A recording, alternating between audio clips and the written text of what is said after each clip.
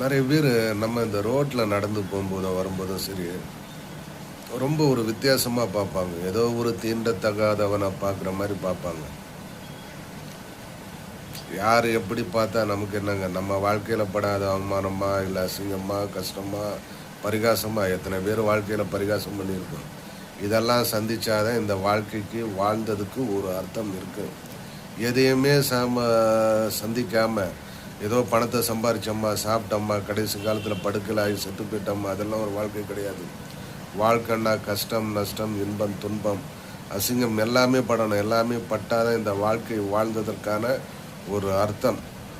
என்னைய நிறைய பேர் பரிகாசம் பண்ணியிருக்கான், நிறைய பேர் கிண்டல் பண்ணியிருக்கான். நடா இவன் மட்டும் எப்போ பார்த்தாலும் தனியாக போகிறான், தனியாக வரான் அப்படின்னு.